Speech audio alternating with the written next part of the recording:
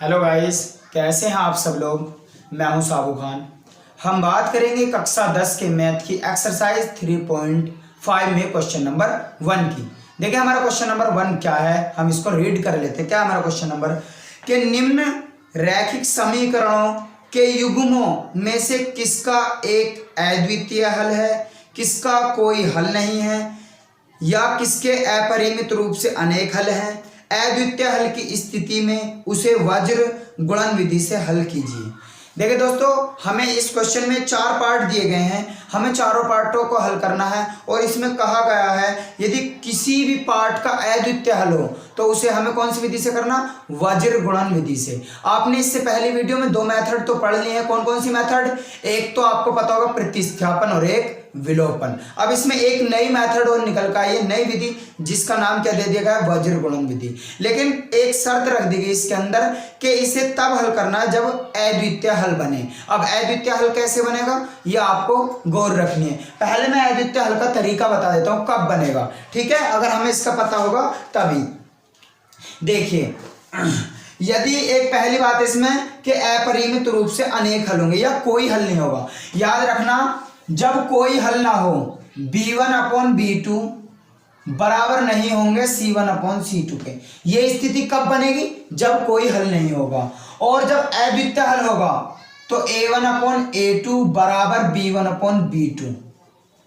ये स्थिति बनेगी जब कोई अद्वितीय हल होगा, ठीक है। ये स्थिति, इस स्थिति में हमें कौन सी विधि लगानी है, वज्र गुणन विधि। इस स्थिति में लगानी है हमें वज्र गुणन विधि।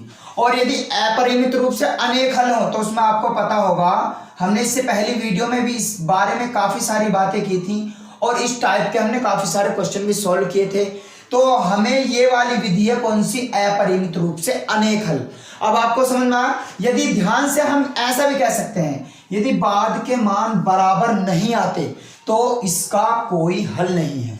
और अगर शुरू के मान बराबर नहीं आते तो उसमें हमें क्या लगेगा भाई, अद्वितीय हल वज्र गुणन विधि क्वेश्चन में कहा। और यदि तीनों मान बराबर आते हैं तो उसका क्या होगा, अनेक हल होंगे।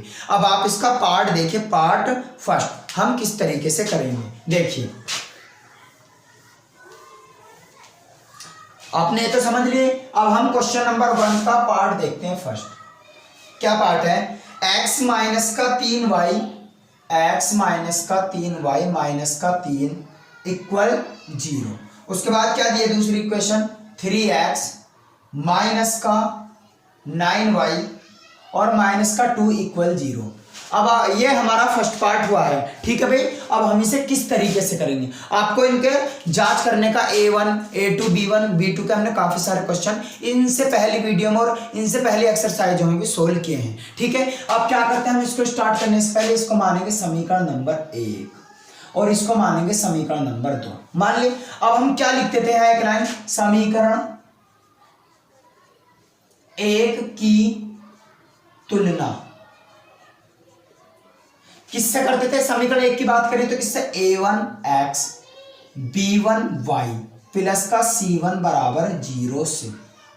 तुलना का तरीका मैंने पहले भी बता दिया और अब भी आप यहां ध्यान से देखिए, x के साथ कितना a1 तो a1 बराबर। अब इस वाले समीकरण 1 की तुलना करें तो समीकरण 1 में देखो x के साथ कितना, कुछ नहीं तो कुछ नहीं, तो 1 तो होगा गुणा में, तो a1 बराबर 1। अब b1, ठीक है, b1 के साथ देखें यहाँ कितना है, y है, ठीक है। b1 के साथ क्योंकि और इस y से y कट गया, यहाँ कितना बचा 3, तो माइनस का 3, ठीक है भाई, क्योंकि माइनस जरूर लेना, अगर माइनस है तो माइनस लेना है। अब c1 बराबर, यहाँ c1 के साथ कुछ नहीं है, ठीक है, तो यहाँ भी c1 नहीं है, तो हमारा कितना आ जाएगा, माइनस का 3, ठीक है भाई। समीकरण 1 की तुलना का तरीका ये होता। अब आप देखिए समीकरण 2 की तुलना, 2 की बात करें तो a2x b2y प्लस में c2 बराबर 0 से। किसकी बात करें, 2 की, तो आप 2 को देखें, यहां x के साथ कितना a2, यहां कितना x के साथ 3 आएगा, b2 कितना, यहां y से y कटेगा कितना आ जाएगा, माइनस का 9, c2 ये रहा और ये रहा माइनस का 2, ठीक है भाई। अब समीकरण 1 और समीकरण 2 दोनों के मान हमने a1 a2 के मान करके निकाल लिए। अब आप जांच करने के लिए क्या करोगे, तो अब मान निकालो किससे, a1 अपॉन a2। ठीक है भाई, a1 अपॉन a2, a1 का मान कितना है 1 और a2 का मान कितना 3। अब क्या b1 अपॉन b2, b1 का मान -3 और b2 का मान -9, माइनस से माइनस 3 एकम 3, 3 3 9 कितना आएगा 1/3 या 1/3। और उसके बाद c1 अपॉन c2, c1 का मान कितना -3 और c2 का मान -2, माइनस से माइनस 3/2। अब आप क्या देखेंगे इसमें, a1 अपॉन a2 का मान कितना है 1/3, b1 अपॉन b2 का मान कितना 1/3, लेकिन क्या है c1 अपॉन c2 का मान कितना है 3/2। ठीक है भाई, तो हमारा क्या मकसद मिला यहाँ पर, हमारा मकसद जो मिला है क्या, शुरू के मान बराबर है, शुरू के मान बराबर है, यानी कि बाद के मान बराबर नहीं है। तो b1 अपॉन b2 बराबर नहीं है किसके, c1 अपॉन c2 के, बराबर नहीं है। तो ये रहा, तो इसका मैंने तुम्हें अभी बताया बोर्ड पे लिखे क्या है, कोई हल नहीं होगा, कोई हल नहीं होगा। ठीक है, बाद के मान बराबर नहीं तो कोई हल नहीं होगा। जब कोई हल नहीं होगा तो हमें इसमें वज्र गुणन विधि लगाने की कोई जरूरत नहीं, सिर्फ हमें उसमें यूज करनी है वज्र गुणन विधि को जिसमें क्या करे, अद्वितीय हल हमें प्राप्त हो। यदि तीनों मान बराबर हो तब भी हमें उस विधि का यूज नहीं करना, क्योंकि क्वेश्चन में हमसे मना किया गया है सिर्फ अद्वितीय हल वाले में लगाना है। अब आप इसका सेकंड पार्ट देखिए, देखिए इसका सेकंड पार्ट ये है। ठीक है भाई, सेकंड पार्ट कितना है इसका, 2x प्लस में y equal 5 and 3x plus में 2y इक्वल 8, इसका ये सेकंड पार्ट है। देखिए तो अब सबसे पहले हम क्या करेंगे, इस 5 को इधर ले आएंगे, 5 को इधर लाएंगे तो कितना हो जाएगा 2x प्लस में y माइनस में 5 इक्वल 0, क्या हो जाएगा समीकरण नंबर 1। अब आप इसे देखिए ध्यान से, 3x प्लस में 2y, 8 इधर प्लस का इधर आकर माइनस का तो इक्वल 0, इसे मान लेंगे हम समीकरण नंबर 2। यही तो तरीका होता है हमारा। अब क्या करेंगे हम, समीकरण 1 की तुलना, समीकरण 1 की तुलना किससे करेंगे हम, समीकरण 1 की तुलना a1x b1y प्लस में c1 बराबर 0 से, इसी से तो करेंगे हम तुलना। अब a1, ये a1 के साथ कितना आ जाएगा हमारा, a1 इक्वल 2 और b1 इक्वल, इसके साथ हमारा y के साथ कुछ नहीं है तो 1 और c1 बराबर -5। ओके, ये हमारे इसकी हमने तुलना कर ली, इसके बैलेंस। अब आप क्या करेंगे, समीकरण 2 की तुलना, अब समीकरण 2 की तुलना जो करेंगे आप किससे करेंगे, a2x b2y प्लस में c2 बराबर 0 से। समीकरण 2 की तो हम इसी से करेंगे। देखो तो a2 बराबर कितना है हमारा 2 पे, a2 बराबर 3 और उसके बाद b2, ये रहा b2 और y के साथ वाला तो ये रहा b2 बराबर 2 और c2 बराबर -8। समीकरण 1 और समीकरण 2 की हमने तुलना कर ली। अब हम ये जांच करेंगे कि क्या है। जांच करने के लिए a1 अपॉन a2, a1 ये रहा 2, a2 ये रहा 3, उसके बाद b1 अपॉन b2, b1 ये रहा 1 और b2 ये रहा 2, उसके बाद c1 अपॉन c2, c1 ये रहा -5 और c2 ये रहा -8, माइनस से माइनस कैंसिल हो गया तो 5/8 ये आ गया। अब हमारे इसका मान है, अब हम जांच करेंगे क्या है। अब आप गौर करिए, इसमें a1 अपॉन a2 का मान जो है 2/3 है, b1 अपॉन b2 का मान जो कितना 1/2, कहने का मकसद c1 अपॉन c2 का मान जो 5/8, कोई मान हमारा इक्वल नहीं है, बराबर नहीं है। तो हमें क्या मिलता है जब बराबर नहीं होता, तो a1 अपॉन a2 बराबर b1 अपॉन b2, यही तो है। तो ये मान ही तो बराबर नहीं है, जब ये मान बराबर नहीं है तो 2/3 ये वाला मान और इक्वल नहीं है किसके 1/2 के। जब ये मान बराबर नहीं हो तो हमें क्या रूल मिला, हमें रूल मिला क्या, अद्वितीय हल होगा। आपको पता होगा अद्वितीय हल क्यों आया, क्योंकि शुरू के मान पहले मान बराबर नहीं है। जब अद्वितीय हल है तो आपको पता होगा इस क्वेश्चन में कौन सी मेथड यूज करने के लिए कहा गया है, वज्र गुणन विधि। अब हम लगाएंगे इसमें वज्र गुणन विधि, ये वाली। अब आप वज्र गुणन विधि का फॉर्मूला ध्यान से देखना, फॉर्मूला होता क्या है। फॉर्मूला होता है इसका x बाई, ठीक है भाई, x बाई, इसे x को बीच में करके लिखो x बाई। अब ध्यान से देखना फॉर्मूला क्या होता है, b1 से स्टार्ट करेंगे, किससे, b1 से नीचे को b1 c2, कैसे, b1 c2, उसके बाद माइनस b1 c2, उसके बाद माइनस, जब ये हमारा b1 है तब कहाँ b2 कर दो, और ये हमारा जो है c2 है तो यहाँ कर दो कितना c1 बराबर, उसके बाद होता है हमारा y अपॉन, अब क्या हमने यहाँ b1 से स्टार्ट करो तो b से अगला पद क्या था c, उसे कर दो c1 से, c1 a2, ओके, और उसके बाद माइनस, अब आप यहाँ ध्यान करिए क्या है c1 1, तो यहाँ कर दो आप c2, यहाँ क्या है a2, यहाँ कर दो a1, ओके, उसके बाद क्या है हमारा इक्वल 1 बाई में आप क्या करेंगे, 1 बाई में c से अगला पद क्या था, वापस आ जाओ a पे, कितना आएगा a1 के बाद कितना आएगा b2 माइनस, आपके यहाँ a1 है तो यहाँ कर दो कितना a2, और यहाँ b2 है तो यहाँ कर दो b1। ये इसका फॉर्मूला होता है, बिल्कुल ध्यान में रखना है आपको ये देखने में लग रहा होगा थोड़ा सा लॉन्ग है, लेकिन ये लॉन्ग नहीं है, आपको ध्यान में रखना है। कैसे, b1 से स्टार्ट करना, b के बाद कितना था c, तो b1 c2, उसके बाद अगला जो लिखोगे माइनस करके यहाँ देख लेना, यहाँ अगर b1 है तो यहाँ 2 कर देना, यहाँ c2 है तो यहाँ c1 कर देना, ठीक है, उसके बाद c1 है तो a2 करना है, यानी कि bc, इसमें bc की बात करें, इसमें ca की और इसमें ab की, ओके। अब हम इसमें मान रखते हुए चलेंगे x by, okay, x by, b1 का मान ध्यान से देखिए, b1 का मान ये रहा 1, ठीक है, 1 गुणा में c2 का मान ध्यान से देखिए, c2 ये रहा माइनस का 8, माइनस b2 का मान ध्यान से देखिए, b2 का मान ये रहा 2, c1 का मान कहाँ है, ये रहा ध्यान से देखिए माइनस का 5, ओके, y बाई, y का c1 का मान देखिए कितना है, माइनस का 5 गुणा a2 का मान कितना है, a2 का ये रहा ध्यान से देखिए कितना 3, माइनस c2 का मान माइनस का 8, और मल्टीप्लाई में a1 का मान 2, ओके, इक्वल 1 बाई, a1 का मान ध्यान से देखिए, a1 का मान 2, b2 का मान 2, a2 का मान a2 का मान 2 गुणा में b1 का मान 1, ठीक है भाई, ये मान आ गए।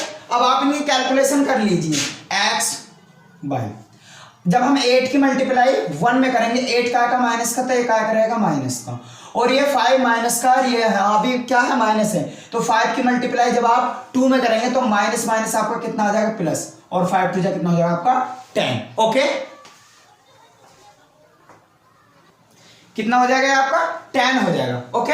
उसके बाद ये देखिए यहां तक हमारी कैलकुलेशन होगी। अब y बाई, अब आप इसमें एक चीज ध्यान से देखिए, क्या चीज ध्यान से, यहाँ हमारा a2 है तो हमारा a2 का मान जो है कितना 3, और हमने कितना रख दिया यहाँ पर 2, यहां से हमें कितना रखना 3, ओके।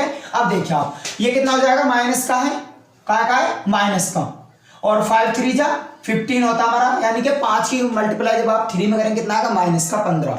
अब आप देखिए माइनस माइनस प्लस, और 8 दूनी कितना हो जाएगा 16 बराबर 1 बाई 2 दूनी 4, और माइनस का 3 एकम 3। अब आप क्या करेंगे, एक तरफ से बैलेंस में करके लिख देंगे घटा के, x 10 में से 8 गए 2, y ये 16 प्लस का 15 माइनस का कितना बचेगा 1, और ये कितना बचाएगा आपका 1/1, 4 में से 3 गए।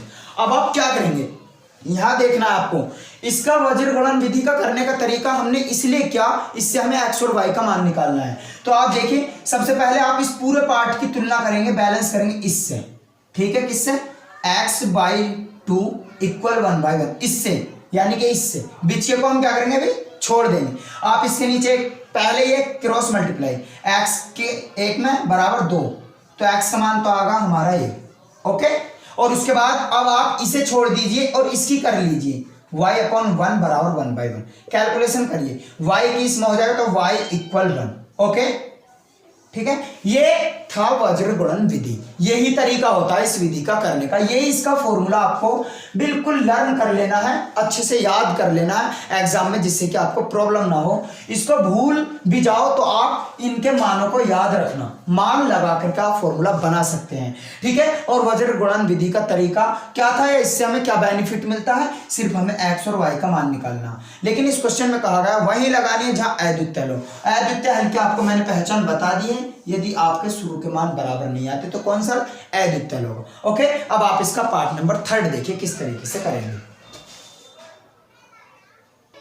देखिए इसके थर्ड पार्ट है, क्या थर्ड पार्ट, 3x माइनस का 5y इक्वल 20 एंड यानी कि और 6x माइनस का 10y इक्वल 40, ये इसका थर्ड पार्ट। अब देखिए आप क्या करेंगे, सबसे पहले 3x माइनस का 5y 20 को इधर ले आओ, क्या हो जाए माइनस का 20 इक्वल, यहां 0 बचेगा तो समीकरण नंबर 1, इक्वेशन नंबर 1 मान लो। उसके बाद कितना 6x माइनस का 10y, 40 को आप इधर ले आए तो माइनस का 40 हो जाएगा, इक्वल में कितना बचेगा 0, समीकरण नंबर कितने हो जाएगा आपकी 2। इक्वेशन नंबर फर्स्ट और सेकंड हमें बनानी है, यही रूल है इसका। अब समीकरण 1 की आप किससे करेंगे कंपैरिजन, समीकरण 1 के बैलेंस जो करेंगे, समीकरण 1 की तुलना a1x प्लस का b1y प्लस का c1 बराबर 0 से। अब आप देखिए इस पे और इस पे साथ a1 बराबर 3, b1 बराबर माइनस का 5, c1 बराबर माइनस का 20। ओके, आ गया हमारा c1 माइनस का 20। अब समीकरण 2 की तुलना a2x b2y प्लस में c2 बराबर 0 से।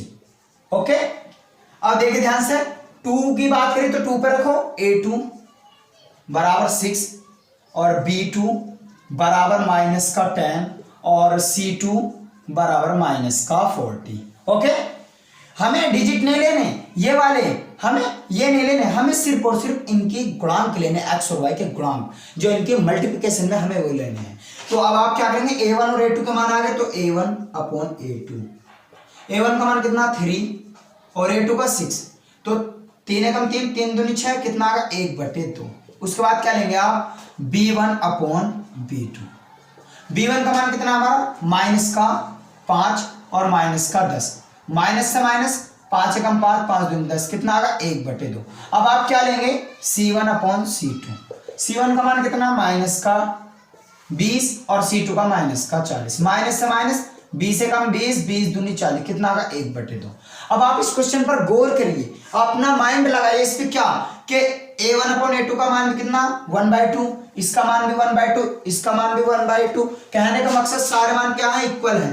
तो a1 upon a2, b1 upon b2, c1 upon c2, सबका मान कितना 1/2, 1/2। तो ऐसी स्थिति में मैंने आपको बता रखा है, ऐसी स्थिति में क्या होता, अनेक हल होंगे, अनेक हल होंगे, ठीक है। तो हमें इस मेथड में या इसमें भी हमें यूज नहीं करनी, कौन सी वज्र गुणन विधि, या अपरिमित रूप से अनेक हल होंगे, आप इतना भी लिख सकते हैं अपरिमित रूप से अनेक हल होंगे। ओके, ठीक है। अब आप इसमें देखो हमें सारे मान बराबर, तो हमें भी इसमें वज्र गुणन विधि नहीं लगानी। अब आप इसका पार्ट 4 देखिए, जो कि इसका लास्ट पार्ट है। देखिए हम उस पार्ट को, ये इसका पार्ट नंबर 4 है, ठीक है। बैलेंस में हमें मिला हुआ है तो हम यहीं पे क्या मान लेंगे, समीकरण नंबर 1 और इक्वेशन नंबर 2 हमने यहीं पे पुट कर ली इसमें। अब आप क्या करेंगे, समीकरण 1 की तुलना उसी से करेंगे, a1x b1y प्लस में c1 बराबर 0। तुलना हमें सभी की इसी तरीके से करनी है, ठीक है, या हमें जैसे जानकारी दी जाए उसी तरीके से हमें इनकी तुलना करनी है। और तो कितना होगा हमारा a1 बराबर, इसकी गुणा में कुछ नहीं है तो 1, b1 बराबर माइनस का 3, c1 बराबर माइनस का 7। ओके, तुलना होगी। अब समीकरण 2 की तुलना a2x b2y प्लस में c2 बराबर 0 से। 2 की बात करें सब में 2 लगा दिया। देखो अब a2 बराबर 3, b2 बराबर -3 और c2 बराबर -15। ठीक है भाई। अब हम क्या करेंगे, a1 अपॉन में a2 1/3 हो जाएगा a1 का मान, और b1 अपॉन b2 -3/3, तो ये इससे कट जाएगा कितना का 1/1। इसके बाद क्या आएगा c1 अपॉन c2 -7/-15, माइनस से माइनस कितना आएगा 7/15। अब आप इसे ध्यान से देखिए, कोई भी मान बराबर नहीं है, ये अलग ये अलग ये अलग। जब कोई भी मान बराबर नहीं है तो a1 अपॉन a2 बराबर नहीं है b1 अपॉन b2 के, या 1/3 बराबर नहीं है 1/1 के। शुरू के मान बराबर नहीं, तो मैंने तुम्हें इस स्थिति में बता रखा क्या कंडीशन है, अद्वितीय हल होगा।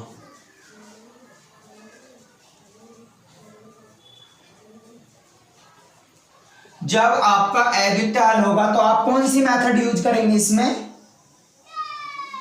वज्र गुणन विधि। कौन सी, वज्र गुणन विधि। आपको मैंने भी फॉर्मूला इससे पहले क्वेश्चन में भी करके बताया था पार्ट नंबर 2 में। अब आप इसमें भी आप ध्यान से देखिए कैसे करना। x बटे b1 से स्टार्ट करना, b1